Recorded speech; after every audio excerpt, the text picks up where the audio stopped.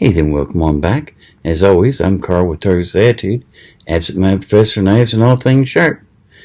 Grab your pens and paper, sit on back. Class is about to begin. Today, we're looking at a newer knife from Buck, the Langford.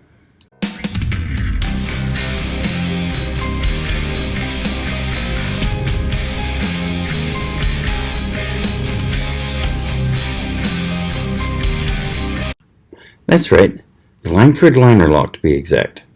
Before we get into the knife too much, let's get the syllabus work out of the way, shall we? For those of you new to the channel, welcome. We do mainly knife reviews.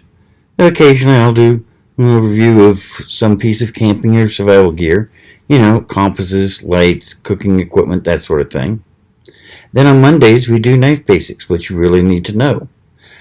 This is aimed more at the person who's new to the world of knives and wants to know what all those strange terms mean. But occasionally there's something that can help out those who've been in the field for a while.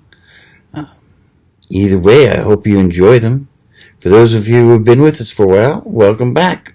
Just got one question for you, and yes, you know what it is. Have you subscribed yet? Man, why do I keep getting crickets? Look, people, it's so easy. Just hit that button right down there that says subscribe. Then hit the bell next to it. That way you get notified every time I put up a neat new video. It's a win-win situation. Win for you because you don't miss any of my videos. Win for me because, well, let's be honest. The more subscribers I have, the easier it is to get all these neat new things. So let's help each other out, shall we? But onto the knife. That's what you really came here for. Buck has, up until now, not made a lot of the modern folders. This one is a flipper. Very nice. It's got cage ball bearings for the pivot. And it doesn't close quite as nice as some, but it's still got a very nice centering. It opens just beautifully, even if it is a little harder to close, or not as smooth closing as I might like.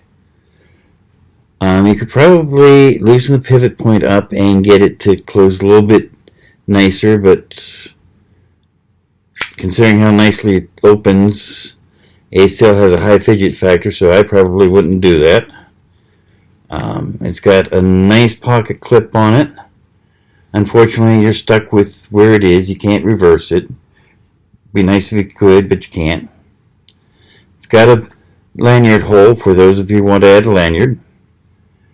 And it's got floors down the handles, which are G10, which is interesting. Gives a nice place for your thumb to rest no matter which way you use it, if you're right-handed or left-handed. Very sweet. Got a nice cut for your index finger, which is also very handy. Sharpening choil is more of a true sharpening choil. You can choke up on it, but I wouldn't recommend it. It's got pretty nice jimping on it, which is nice. It's a drop point, as you can see. Two things that may sway some people against this knife is, one, it's not made here in the US like most Bucks. It's one of the newer ones that Buck is starting to make in China. Still feels like good quality. I mean, the G10 is great. The steel is 7CR 17 MOV, which is used in a lot of surgical tools, so yeah, it can keep and hold an edge in spite of what some people will say. All in all, very comfortable, very handy. The liners are minimally skeletonized. I don't know if you can see it, but yeah, I mean there's some skeletonization going on there, but not a lot. So it's still a fairly light knife. I mean, it's 0.22 pounds, which is beautiful. 4.5 inches closed, which means it's not ridiculously big, but big enough to get the job done easily. 3.38 inch satin finish blade. And it looks like it's a hollow grind to me.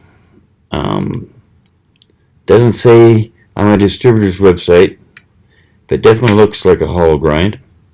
Let's see how it does with our standard battery taste, shall we? Let's see here, got some paper here. Just need one piece. There we go. Okay. A little toothier than I prefer, but it slices nicely. Very nicely indeed. Sure can't complain about that. Let's see how it handles cardboard. Standard corrugated cardboard. Nothing fancy or heavy. Straight through. Yeah. That's nice.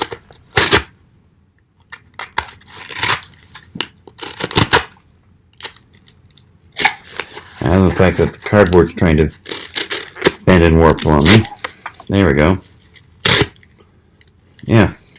It's going to make short work of any cardboard box you need to open up, that's for sure. Let's see here. Next thing. Paracord. I got some paracord here somewhere. There we go. So, let's see how it does with this. There we go.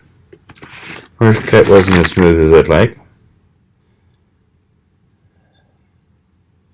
Let's see about this one. And it launches it off into space. Okay, let's try again.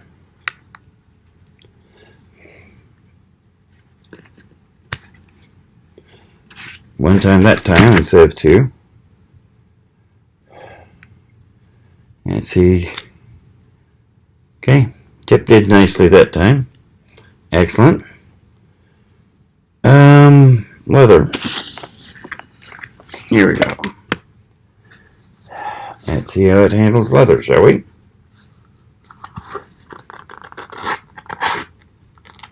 Oh man.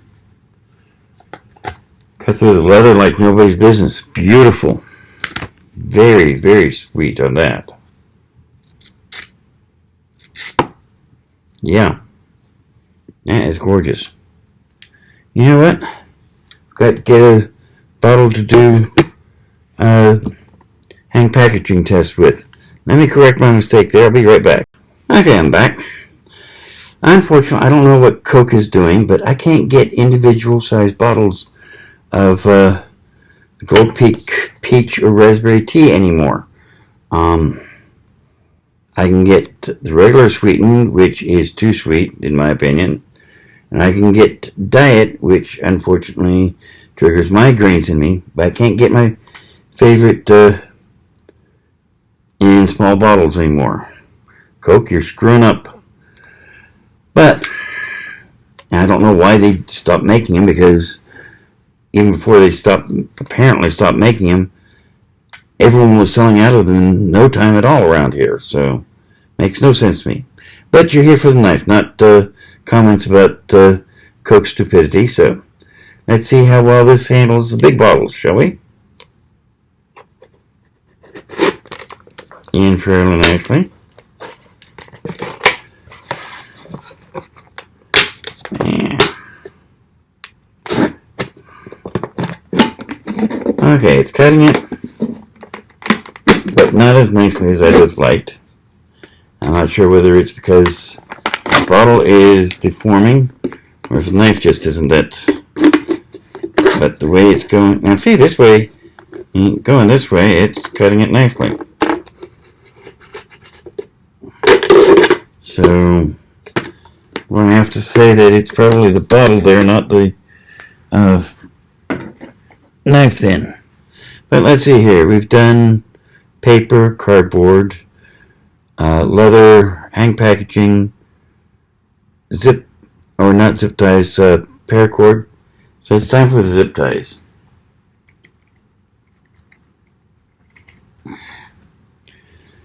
And let's see how it does with zip ties, shall we? And straight through, no problem. How about if I need to trim it short? 2, 3. Not nice as I'd like, but it did the trick. Let's see about chopping it.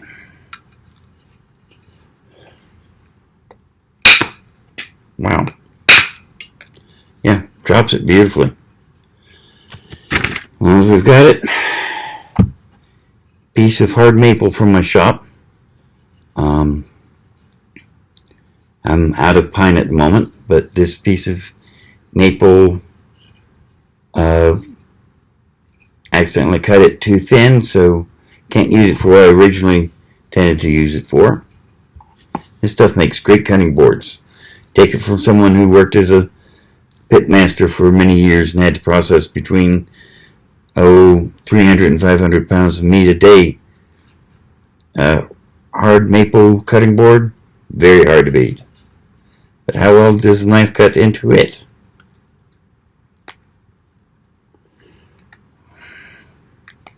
Definitely not as nicely as it would into pine.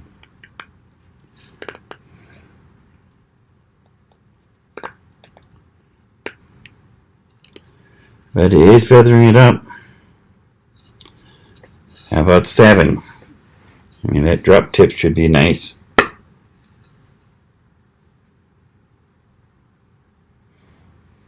Very sweet. I don't know, this may be bad move. Where is my glove? Come on, there's the glove. I mean, batoning into hard maple with a folding knife. Maybe not the best idea. But, you know what? I'm going to do it anyway. Let's see.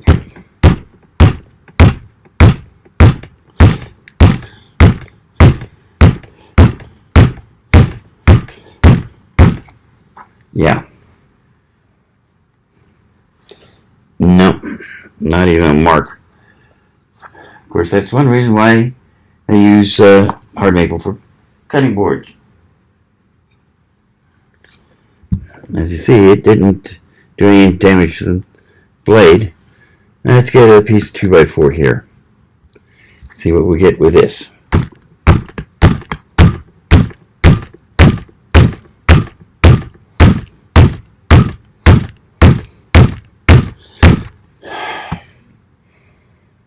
Cutting into the 2x4 just nicely though. So, and still no damage. Excellent. Let's see here. Oh yes. Last thing we're going to do. So I put that away. And break out the wiring harness.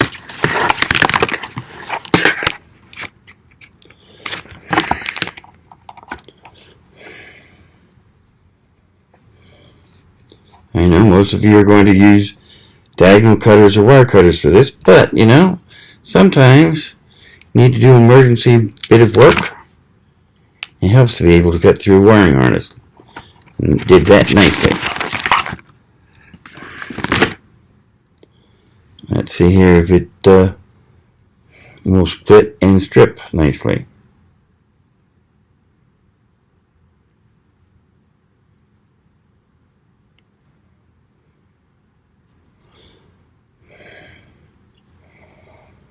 Splitting it very nicely. Let's see here. And that just cut it. That didn't strip it.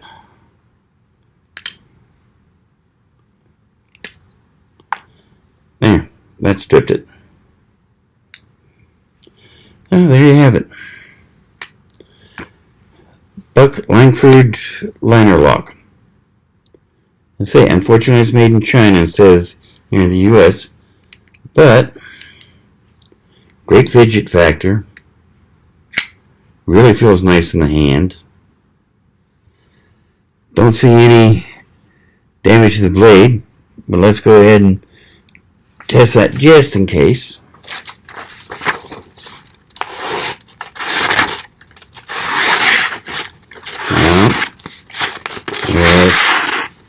Still a little trickier than I like, but it's still cutting beautifully. So there you have it. Oh, I know what we didn't do. Let's see here. Okay.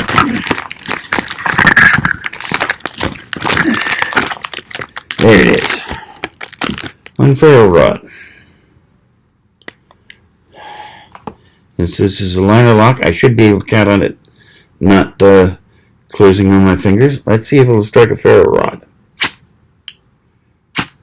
Wow. That's gorgeous. Okay. Yeah. I mean, a little bit of streaking from the sparks, but nothing that can't be